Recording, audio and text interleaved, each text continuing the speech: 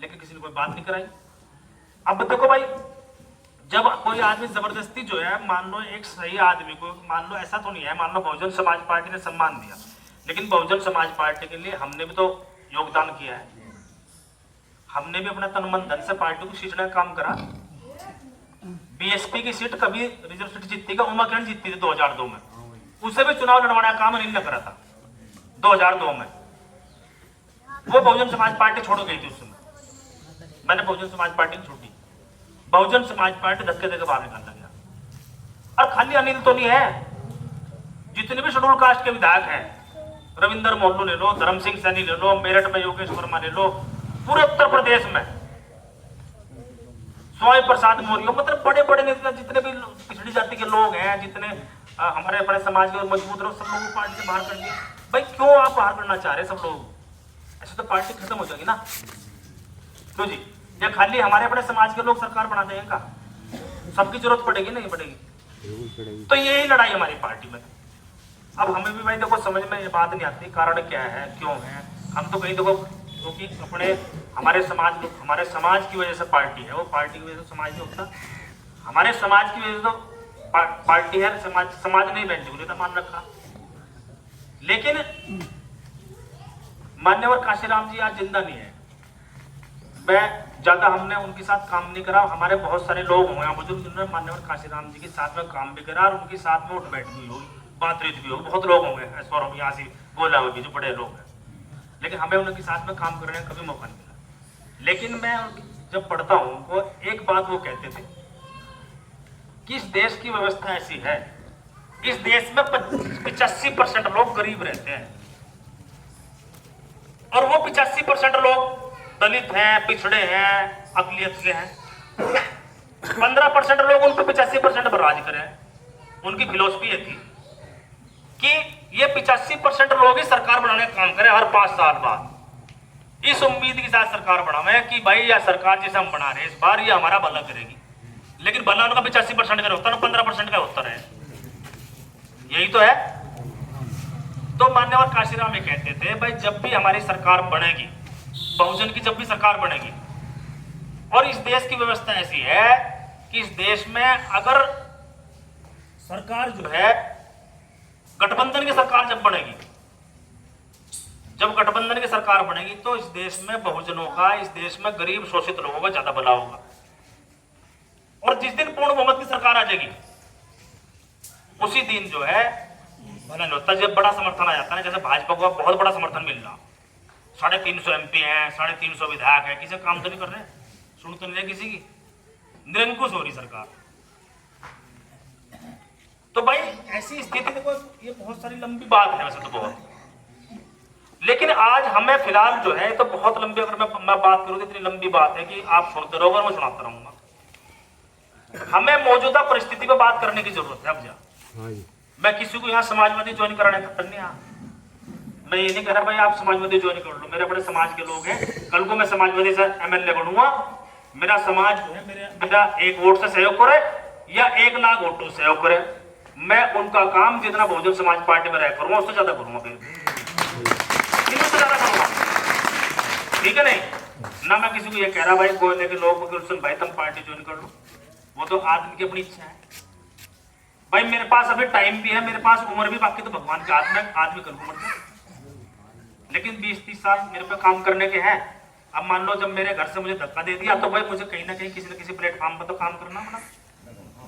और अगर मैं किसी दूसरे प्लेटफॉर्म पर जाऊंगा, मान लो मेरे रगों में बहुजन का खून दौड़ रहा, गरीब दलित शोषितों की विचारधारा का आदमी हूं मैं, तो मैं भाजपा तो नहीं जा सकता ना मेरे गले से नीचे उतरते हो या नहीं। जो लोग हमारा शोषण करते हैं हम उनकी पार्टी में क्यों जाओ? जो आज हमारा संविधान खत्म करने की बात है, जो आज हमारा रिजर्वेशन खत्म करने की बात कर रहे हैं, जो आज हमारा जो मान सम्मान हमारे गरीब लोगों को मिलने का काम हुआ संविधान के कारण, बाबा साहब के कारण, उसे खत्म करने का काम कर, तो ऐसी पार्टी में क्यों जाओ भाई? चाहे उन्हें कर रहे हैं, तो हमें ऐसी विचारधारा अपनावाएंगे, ऐसी विचारधारा की पार्टी में जाएंगे जो हमसे मिलती जुलती हो। तो इसलिए मैं समाजवादी पार्टी में गया।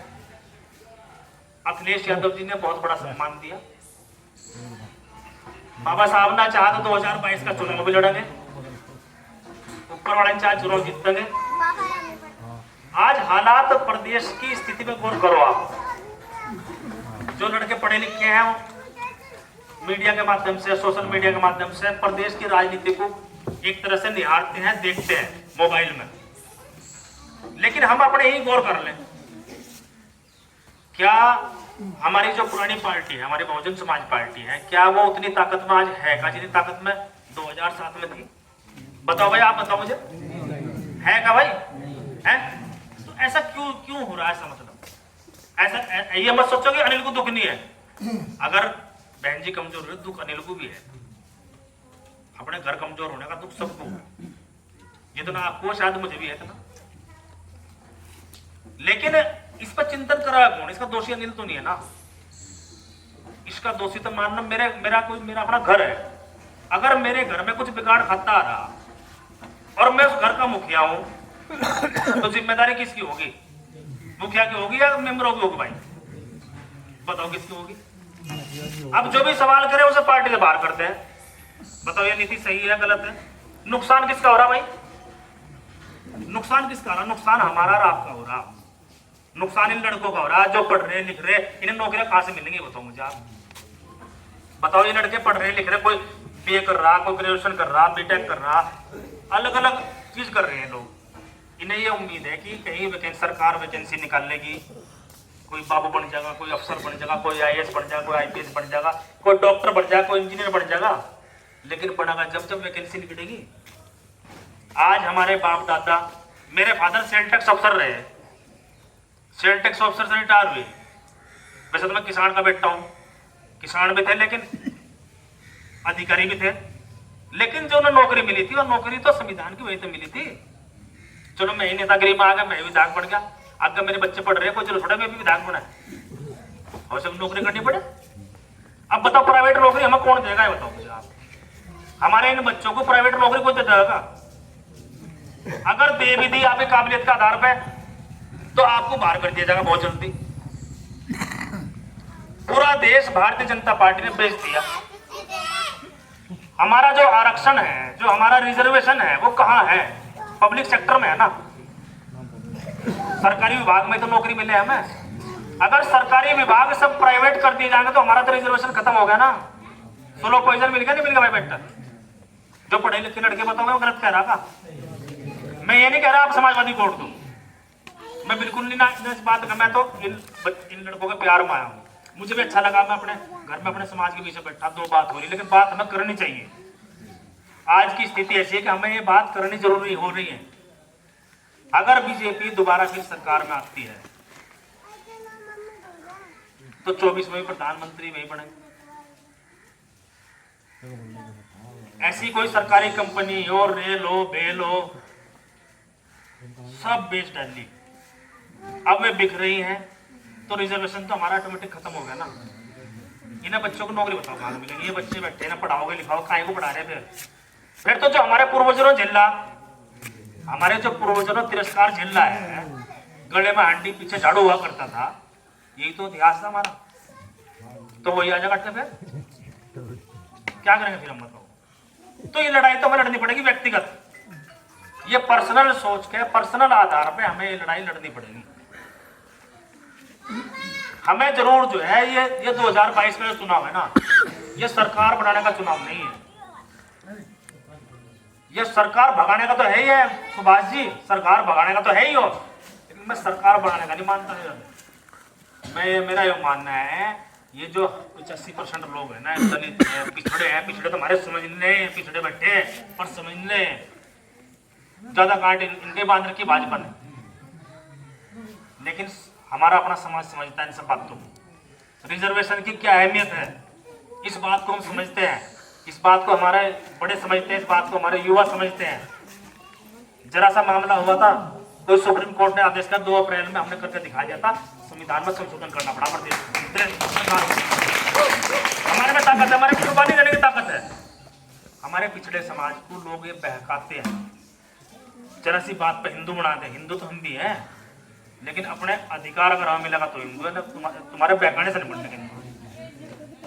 तुम्हारा बैकाने से निपटने का, हिंदू है पर बैकाने से निपटने के, वोट के लिए हिंदू निपटने का। पिछड़े समाज के लोगों को वोट के लिए हिंदू बनाया जाता है, और जब देने की बात आती है बिल्कुल देते। मंदिर बना रहे हैं हमसे, एक भी पिछड़े समाज का व्यक्ति उस कमेटी में नहीं है, उस कमेटी में एक भी नहीं है। राम मंदिर, राम भाई जब भगवान है तो भगवान तो कण कण में माना जा, तो भगवान राम यहाँ भी है, अयोध्या में भी है, सारे कहीं हो तो जो थोड़े भाई जाना पूछ जाना है, भाई जाना जरूरी कहीं कहीं पूछ लो। हम रविदास जी बाबा साहब कहीं पूछ ले, तो हमारे तो असली भगवान हुआ है जिन्होंने हमारे समाज का उत्थान किया, हमारे समाज को आगे बढ़ाने का काम करा, हमारे समाज को आगे बढ़ाने का काम करा, हमारे समाज को सम्मान दिलाने का काम करा, धार्मिक रूप से सम्मान दिलाने का काम करा रविदास जी ने। हमारे तो असली भगवान वही है ना। और भाई सम्मानजनक स्थिति में जीने का जो अधिकार दिया हमारे बड़ों को, छोटों को, या जो भविष्य में मिलेगा वो इनकी वजह से मिला, डॉक्टर अम्बेडकर को मिला ना। अगर आज रिजर्वेशन में अनिल एमएलए बनना वहां, तो ये रिजर्वेशन किसने दिया? बाबा साहब ने दिया ना। आज तो नौकरियों में रिजर्वेशन खत्म हो रहा, कल को विधायकों में रिजर्वेशन खत्म हो जाएगा। अगर मैं उठाना लड़ने लगूं तो पता मुझे कौन वोट देगा? दे देगा कोई वोट? भाई सामान्य सीट में मुझे जीता देगा कोई? बताओ। प्रधानी चलो आप सामान्य में जीत लो, वो तो छोटा सा मामला है, चलो अपनी बिना कुछ ज्यादा वोट हो गई या भाई कुछ थोड़ा और जोड़ मिल गया जीत। लेकिन ये विधानसभा का चुनाव है, विधानसभा में 3-4 लाख वोट होती हैं, अलग अलग बिरादरियों की होती हैं, अलग अलग समाज की होती हैं, वहां नहीं होता है। तो भाई आज की